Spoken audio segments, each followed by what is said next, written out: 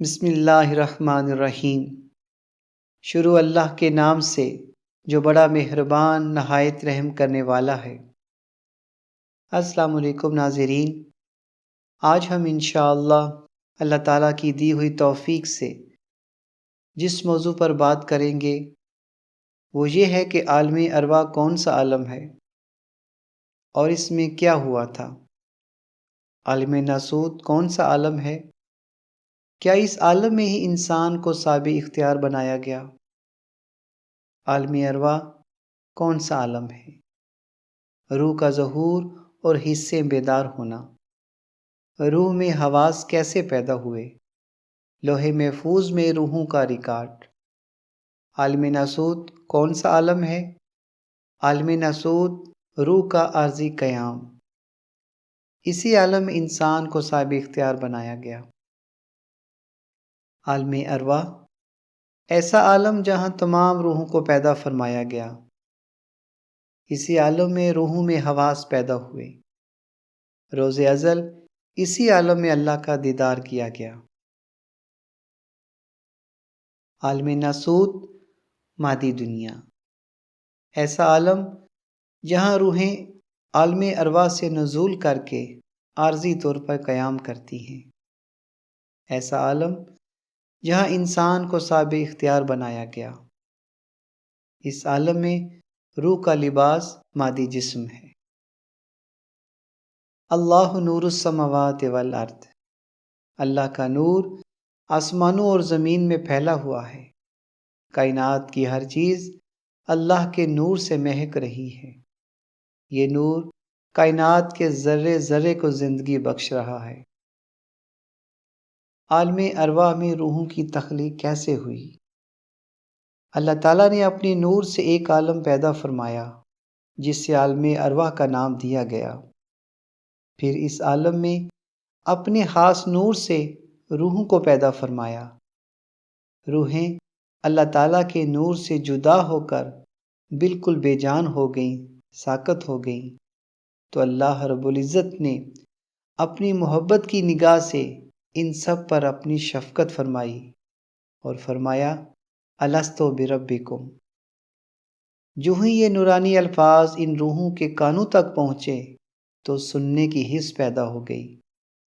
پھر سننے کے بعد روحوں نے اپنے اللہ کے نور کو دیکھا تو دیکھنے کی حس پیدا ہو گئی۔ دیکھنے کے بعد اپنے اللہ کی آواز پر جواب دیا، یعنی کالو بلا والی آواز گونجی تو بولنے کی حس پیدا ہو گئی۔ جب تمام روحیں ایک آواز سے اپنے اللہ سے مخاطب ہوئیں تو ایک دوسرے کی پہچان یعنی محسوس ہونے کی حس پیدا ہو گئی۔ اب ان روحوں میں مکمل حواس پیدا ہو گئے، یہ حرکت کرنے لگ پڑیں، ہر چیز کو سمجھنے کی صلاحیتیں ان میں پیدا ہو گئیں۔ اس کے بعد اللہ رب العزت نے تمام روحوں کا ایک مکمل ریکارڈ بنا کر لوح محفوظ پر نقش فرما دیا۔ اللہ تعالیٰ کے حکم اور اپنے اپنے وقت مقررہ پر روحیں عالم ارواح سے عالم ناسوت کی طرف چلیں۔ عالم ناسوت مادی دنیا، وہ عالم جہاں روحیں عالم ارواح سے نزول کر کے عالم ناسوت میں آئیں۔ اس عالم میں جو روح کو لباس دیا گیا وہ مادی جسم کی شکل میں ہے۔ انسانی جسم کی بناوٹ، انسانی جسم 3 اجزاء سے مکمل ہوتا ہے۔ نمبر 1 ہڈیاں، نمبر 2 گوشت پوست، نمبر 3 روح۔ ان میں اصل چیز روح ہے۔ روح اگر نکل جائے تو باقی جسم کی کوئی حیثیت باقی نہیں رہتی۔ روح کے بغیر اس جسم پر کوئی بھی چیز اثر انداز نہیں ہوتی، نہ گرمی، نہ سردی، نہ خوشی کی کیفیت، نہ دکھ کی تکلیف، نہ ملنے کی خوشی، نہ جدائی کا غم، نہ بھوک، نہ پیاس اور نہ کوئی آس امید۔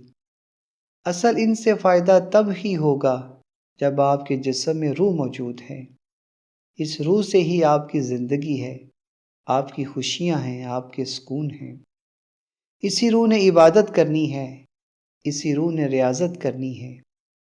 یہی روح روز ازل اپنے اللہ سے ملی تھی اور اسی روح نے اپنے اللہ کی آواز سنی تھی۔ اسی روح نے اپنے اللہ کو دیکھا تھا۔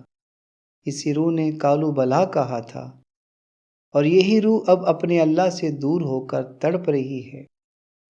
دوری کی وجہ سے بے سکون ہے، پریشان ہے۔ اسے تبھی سکون ملے گا جب دوبارہ اپنے اللہ کو دیکھے گی، اپنے اللہ سے ملے گی۔ الحمدللہ، آج ہم نے اس بات پر غور و فکر کیا کہ عالم ارواح کون سا عالم ہے۔ اسی عالم میں ہماری روحیں اللہ سے جدا ہو کر آئیں، اور پھر اسی عالم میں اللہ کی محبت سے دوبارہ روحوں کو زندگی ملی، اور ان میں زندگی کے وہ حواس پیدا ہوئے جن کی وجہ سے ہم دیکھتے، سنتے، بولتے اور محسوس کرتے ہیں۔ عالم ارواح میں تمام حواس پیدا ہونے کے بعد اللہ تعالیٰ نے تمام روحوں کا مکمل ریکارڈ بنا کر لوح محفوظ پر نقش فرما دیا۔ عالم ناسوت کے بارے میں سمجھا کہ یہ وہ عالم ہے جہاں روحوں کو عارضی قیام کے لیے بھیجا گیا۔ اس عالم میں روح کو جو لباس دیا گیا وہ مادی جسم کی شکل میں ہے۔ مزید غور و فکر کیا گیا کہ اصل چیز روح ہے جس سے ہماری تمام زندگی کا دار و مدار ہے۔ اسی روح کو پہچان کر ہم اپنے اللہ کے قریب ہو سکتے ہیں۔ روح کو جاننے کے لیے، اس کے راز سے واقف ہونے کے لیے بہترین اور آسان عمل مراقبہ ہے۔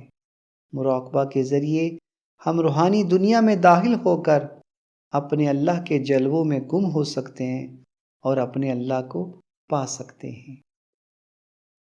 خواجہ شمس الدین عظیمی صاحب فرماتے ہیں، ہر شخص کی زندگی روح کے تابع ہے، اور روح روز ازل اللہ کو دیکھ چکی ہے۔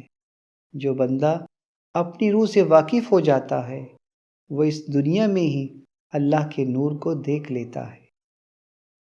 واصف علی واصف صاحب فرماتے ہیں، اپنے وجود سے نکلو تو یہ نفس ہے، اور محبت میں داخل ہو جاؤ تو یہ روح ہے، اور اللہ کی مشیت میں چلے جاؤ تو یہ نور ہے۔ اللہ تعالی ہم سب کے حامی و ناصر ہوں۔